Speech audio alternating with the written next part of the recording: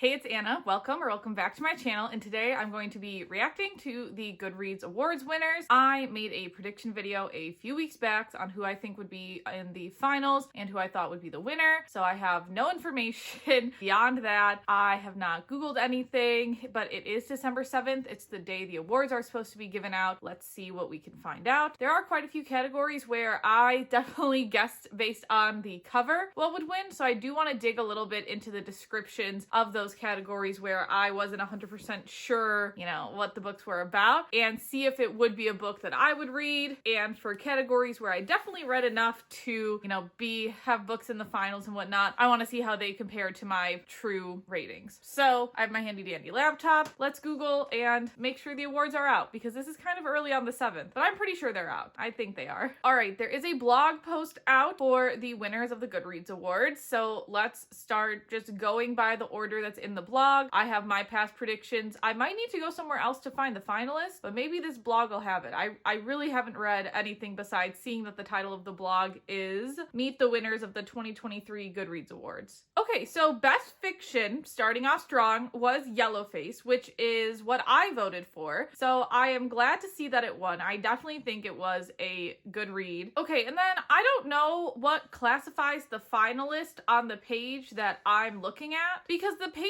that I'm looking at just has like total votes the book got. So I am, for all of these, I guessed about between 3 and 5 books in the finals, and there's a row of 4 showing me which 4 books had the most votes. So we're just gonna go based off of that. For fiction, the only one I read was Yellowface, and then my guesses were that Mame, Tom Lake, and Hello Beautiful were gonna be the other 3 finalists. And I actually did fairly good on this one because Hello Beautiful and Tom Lake were finalists. I did not put The Wishing Game in the finals. Oops. Mame, it looks like, had the 8th highest number of votes. It's not like I put the book that was going to be last there. So I would say fiction, not too bad for only reading one. I'd given myself 3 out of 4 that were in the most voted. Feeling pretty good so far. Best historical fiction, we have Wayward. I said Wayward should win something. I don't know if it was best historical fiction though. I gotta check my list. Okay, this one's interesting because for historical fiction, my guess for winning was Did You Hear About Kitty Carr? I didn't read any of these. I said Did You Hear About Kitty Carr? And then I thought some of the finalists would be The Echo of Old Books, Keeper of Hidden Books, Banyan Moon, and The House of Eve. And I was completely wrong. The top books were Wayward, which was the winner. Then we had The Covenant of Water, Lady Tan's Circle of Women, and The Heaven and Earth Grocery Store. So I feel like going into next year, I definitely need to try to read some more historical fiction. Even if it's not going to be in the Goodreads category, I feel like I should just get back into that genre because that is a genre that I do enjoy. So I feel like I should try to read some books in there. So that one was a 0 out of 5 guesses. Ooh, whoopsies. All right, best mystery thriller is The Housemaid's Secret. I'm not surprised. I was fairly confident I was going to get that one, but it's closer than I was expecting in terms of the number of votes. So I guess for thrillers that Good Bad Girl, None of This Is True, and The Villa were gonna be the other 3 finalists. And None of This Is True looks like it took 2nd, so I'm 2 out of 4. But then Riley Sagers was 3rd. Again, I don't really know anything about him. I just don't think he's the best received author, but maybe I'm wrong. And then the last one is Richard Osman's The Last Devil to Die. All the Dangerous Things is so much higher than I think it should be, but that's okay. The Coworker only got like 6,373 votes, but I'm not surprised because it's kind of newer. I really thought Alice Feeney's book was gonna do way better, but I was not correct. So 2 out of 4. I feel like I read enough thrillers though. I definitely don't think I need to improve that going into 2023. Like, I definitely read enough thrillers. They just might not be the Goodreads Awards thrillers. All right, romance, the winner is Happy Place. Okay, I didn't really like Win in Happy Place. I had problems with him. I thought he was the worst main male character that Emily Henry has written personally. But it's interesting because I don't think Happy Place really had that many spicy scenes, and I was curious in terms of what was going to be kind of the winner, whether it was one of the spicier books or whether it's not. And I don't feel like this one is like terribly spicy or anything like that. So for my guesses for romance, I had True Love Experiment, Yours Truly, Meet Me at the Lake, and Love Theoretically. So I had 2 out of 4 right. I think in my heart of hearts I should have known that Emily Henry was going to win, but I'll live in my little delusional state. Love Theoretically was was second and yours truly was third, so I feel like that's not too bad. I haven't read Things We Hide from the Light. I want to next year. I did like the first book in that series, and I'm totally blanking on the name of it. Let me look it up. I remembered it. I really did like Things We Never Got Over, but I want to buddy read Things We Hide from the Light with a friend, and she hasn't read Things We Never Got Over yet, so I'm waiting for her, which I don't mind. I definitely have enough books to read. So I'm curious where Meet Me at the Lake fell. It looks like it fell with like 10,000 votes, so kind of in the lower category. Same with True Love Experiment, but surprisingly romantic comedy was like 5th. I don't know. People definitely have different tastes than me that are voting in this. 2 out of 4, I'll still take that as a win. Best romantasy, listen, I knew I wasn't gonna win this one because I said The Hanging City and it was up against Fourth Wing. Okay, fine. I also said, you know, Fourth Wing was gonna be a finalist, so I was right. I also said The Hurricane Wars and then the Scarlet St. Clair book, but looks like I only got 1 out of 4 for the top 4. Fourth Wing being number 1. Then we had Assistant to the Villain. I actually have this in my Libby Holds. It finally came off. I can listen to it now. I didn't realize that was considered romantasy, but I don't know. I'll have to read it, see if I feel like it falls under that category. Then we have The Ashes and The Star-Cursed King. I had trouble saying that in the first video too. And then we have A Soul of Blood and Ash. It's interesting because 2 of my other picks, The Hurricane Wars and The Hanging City, are actually 7th and 8th, so they're right next to each other. And then the Starlight St. Clair book is a little ways down, but I definitely think that is good that I at least read more in this category. So 1 out of 4, but again, I don't think I need to read more romantasy next year. I think I got it covered. Best fantasy, listen, I said it was the one book that I read and then I made guesses. I guessed my little heart out, and I had guessed that it was going to be Atalanta, Bookshops and Bone Dust, A Day of Fallen Night, and then Fragile Threads of Power. I wasn't fully wrong, which is good. No 0 out of 4, which is good. Hellbent won. I haven't read Hellbent and I haven't read Ninth House. I've wanted to. I feel like that's gonna be with a lot of these books as I want to, but there's only so much time in a day. The second was Tress of the Emerald Sea, which is Brandon Sanderson. I should have guessed that if I actually read the authors and just didn't go based off the covers that I somewhat recognize. Then 1 out of 4, A Day of Fallen Night was number 3. And then we have An Encyclopedia of Fairies, which is number 4. And then number 5 and 6, 5 was Bookshops and Bone Dust, 6 was The Fragile Threads of Power. So it's not like I was completely off there. Atalanta, okay. Atalanta wasn't last, which is good. It was 5th to last, but it's on there. That's respectable to me. All right, next category. Science fiction. Okay, science fiction was the one where I chose The Deep Sky as the winner. So I'm interested to see The Deep Sky, how it does, because the winner of this category is TJ Klune's book, In the Lives of Puppets. And that was one I guessed was going to be a finalist. I didn't think I guessed TJ Klune was going to win, but I did guess that his would be a finalist. So I at least feel pretty good about that. So we have, for the final 4, we have TJ Klune's In the Lives of Puppets, Pierce Brown, Light Bright, which I also guessed. Then we have Starter Villain and The Marriage Act. Okay, The Marriage Act actually looks very, very interesting. So 2 out of 4. My 2 that did not make it to the top 4 is The Deep Sky, which I thought would win. Okay, maybe I thought it would win because it's the only one I've read and not what everyone else has read, but I thought it was really good. And then I keep my exoskeletons to myself. So let's see where those are. I keep my exoskeletons to myself and The Deep Sky are actually right next to each other at numbers 12 and 13. So they're right next to each other. Not terrible. I will definitely take 2 out of 4 for that one. Then we have horror, and the winner for this was Stephen King. So for horror, I actually only guessed 3 that I recognize. I guessed that the Stephen King book would be a finalist. It won, so my winner was wrong. My winner was How to Sell a Haunted House, which ended up being 2nd place. So I, again, feel like that's not terrible. And then the 3rd book I thought would be there was T. Kingfisher, and that is actually the 3rd book. The 4th book was Vampires of El Norte. 3 out of 3 for horror, surprisingly. I definitely think with horror, at least for me, that one so far has been the most I could guess based off a popularity contest. I feel like the other ones, maybe I'm just not as informed, I guess, but I feel like I read a lot more of other genres rather than horror. So that's very interesting. All right, then we have Best Young Adult Fantasy and Science Fiction. I had said for this category that Delicious Monsters was going to win. Then we would have Threads That Bind, Divine Rivals, and These Infinite Threads. You know, somebody was wrong, and that's okay. I got 1 out of 4 though, so the winner was Divine Rivals. That's not surprising. Number 2 was A Curse for True Love. I have read 1 Stephanie Garber book so far, and it was Caraval. And so I want to get more into her universe. However, after listening to Caraval, the ending of that book on the audiobook audiobook was so heavy that I might have to switch to reading her books physically just to understand them better, but I don't know yet. The Stolen Heir by Holly Black. Okay, Cruel Prince isn't my personal favorite series, but it's on there. And then Cassandra Clare, should I have chosen her? Maybe, but I was going based off my own vibes. So with Divine Rivals winning and soon with Ruthless Vows coming out, I definitely feel like Rebecca Ross is having a fantastic year. I do see number 5 is Powerless, which I feel like I'm starting to see all over. So curious how that one would have done in like a later Goodreads award. Threads That Bind and Delicious Monsters are actually right next to each other at 12 and 13. And then at number 9 was These Infinite Threads, which I learned was the second book in a series. So not as accessible, but everybody makes mistakes. All right, now we have Best Young Adult Fiction. The winner went to Checkmate. Now, this is, I think, obviously this is just a popularity contest, and there are critiques of the Goodreads Awards, which I definitely stand by. This is one where I haven't read Check and Mate, so I don't know how, like, good it is, but I feel like it did come out fairly recently. But maybe 68,000 people have already read it. That's just one of those ones where, again, it's kind of hard to get behind. Same thing with the Jennifer Lynn Barnes, which is one that I thought would be in the finals because it is a little newer, but I don't know. I'm curious because I think another book in this category came out even more recently, or maybe it was in another category. I'll have to think, but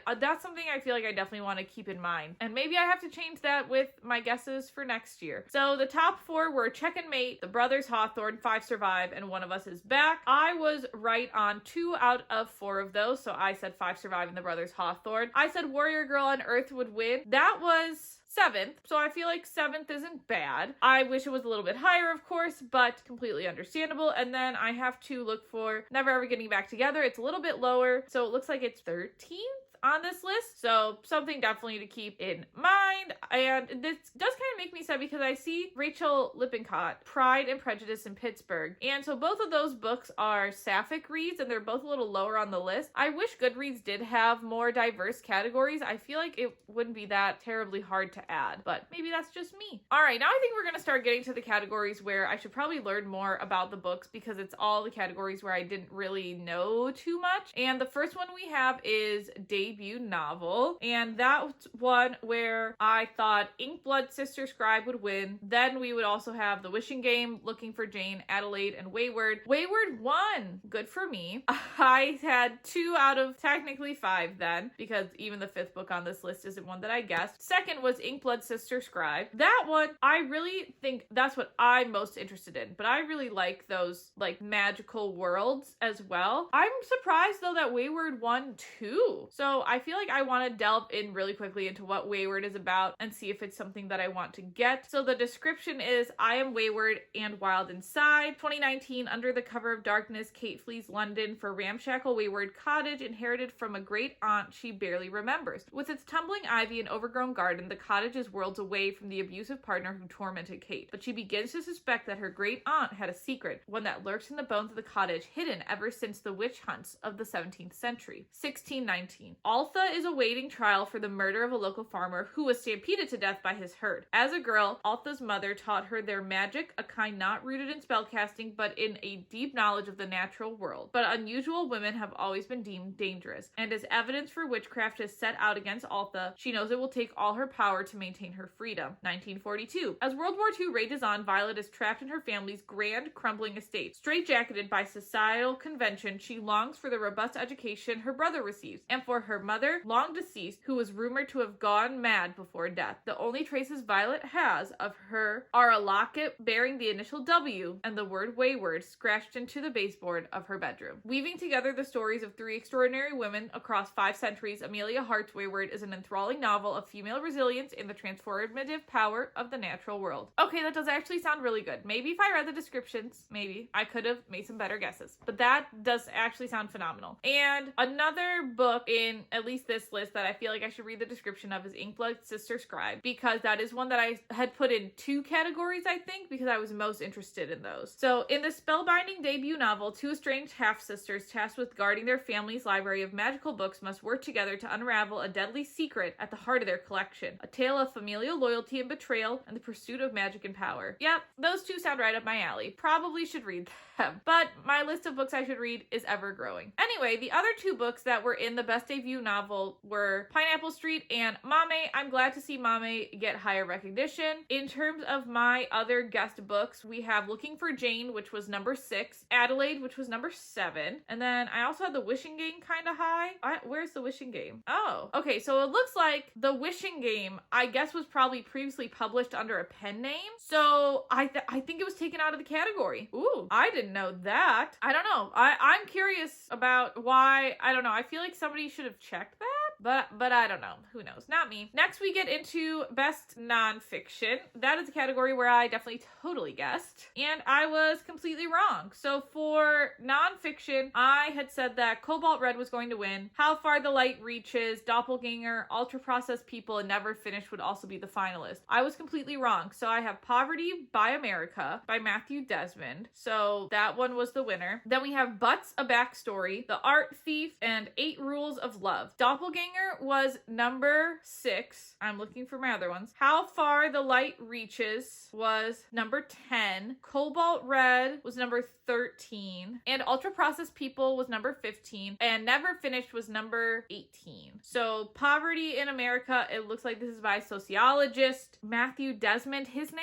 sounds familiar. I wonder what else he's written. I'm gonna feel so silly if I have a book by him. Man looks like he writes a lot of books. Okay, I might have read a book by him in college that I'm just like not remembering right now, but Poverty in America is the winner. I am guessing it's about poverty in America. I really don't know if I have any interest in getting back into nonfiction yet. I feel like I still have so many books that I want to read that are in a fictional realm, and I spent so many years of college reading just nonfiction books. I don't know if that's one that I'm realistically going to delve into, but maybe I'll keep this list around and pick up one of these books. So now we have best memoir and autobiography. So I'm 2 for 4 in the top 4, which I feel like is pretty good. We have Britney Spears winning, which again, feel like that one came out recently. I feel like a lot of people would have read this just because it appeals to people who aren't typically readers either, but people in the music sphere. But again, could be wrong. So we have Britney Spears winning. Then second was Spare by Harry. Okay, I really didn't think that one was that well received.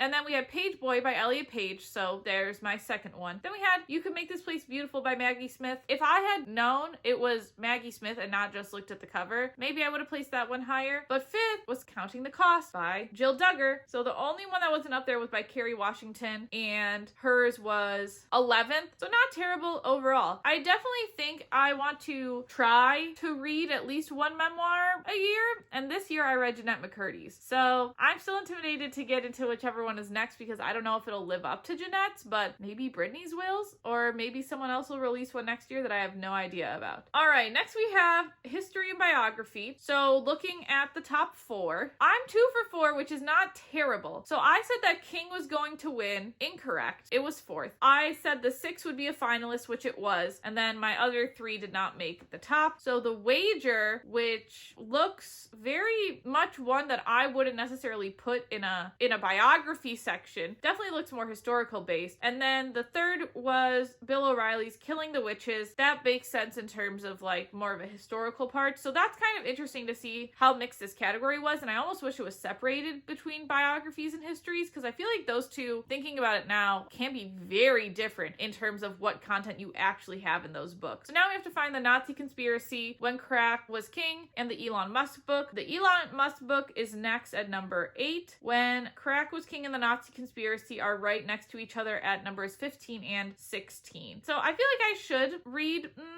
It's so hard because I read so much history when I was in college. It's still not something I might want to delve into. Maybe a biography? I don't know. So many of the books I own don't fall into that category, and I don't know if I could keep myself engaged enough in an audiobook. So I'll have to think about getting back into those. And then the last category was humor, which that's interesting because that's the first one I started with. And I was wrong about the Peloton people turning out to have XOXO Cody win. So I guessed 3 books to be in the finals. 2 out of 3 were there. Number 1, being also the winner, was Henry Winkler's books. And then the second was Leslie effing Jones. So 2 out of 3 guesses being in the finals, not terrible. Then we have Maria Bamford's Sure I'll Join Your Cult. That looks interesting. And then Tough Titties is the last one. I definitely think I should take more time looking through them next year, but I don't really know if my decisions wouldn't have changed. I still would have put XOXO So Cody up there just knowing the Peloton community. And that was 8th, which again, I don't think is terrible. I think if somebody had posted about it in a Peloton group, and maybe somebody did, but I definitely feel like people would have voted for it just to vote for Cody. That's what I think. So definitely one where, again, I don't know if I've necessarily read a humor book, and I don't know where it would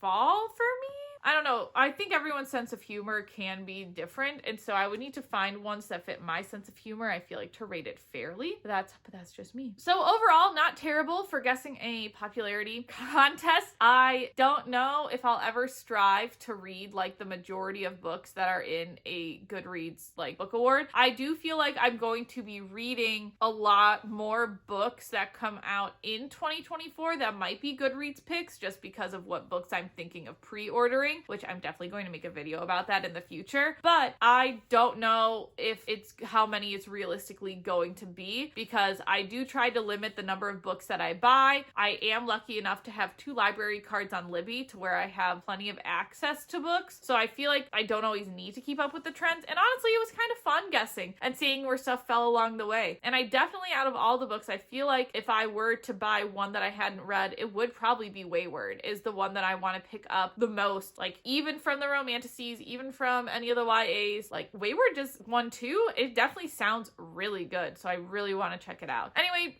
were you right with the winners? Were you terribly wrong like I was in some cases? Definitely let me know. Like I said, for the rest of the year, I want to talk about some of the books I want to pre-order. I want to reflect on the books that I've read this year. And then obviously it will be my official 1 year on all of my social medias come the end of this month. So it'll be really interesting to see how I have grown in the past year. So, and if you have anything else you want to see before all the New Year's content starts, definitely let me know.